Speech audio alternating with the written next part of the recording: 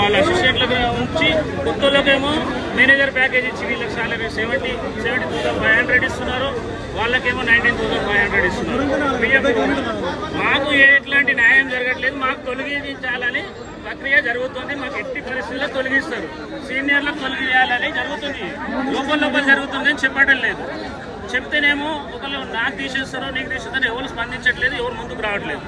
గతంలో మేము జిహెచ్ఎంసీలో 25 years నుంచి చేస్తున్నాం మేడం.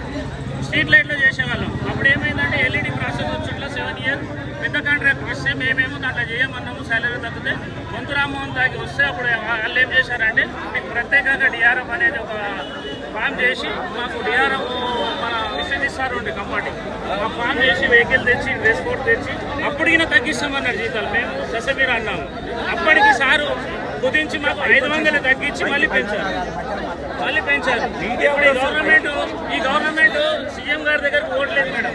వీళ్ళే అడ్మినిస్ట్రేషన్ ఏదో హామీ తాత్కాలిక హామీ ఇస్తున్నారు కానీ మాకు ఈ గ్యారంటీ ఏం లేదు. ఇప్పుడు ఉన్న అడ్మినిస్ట్రేషన్ 2-3 నెలలు ఉంటారు మేడం. ఆ తర్వాత వెళ్ళిపోతాం. మాకేంటి పెంచాలి, ఏ ప్రభుత్వం వచ్చినా పెంచే ప్రక్రియ జరుగుతుంది.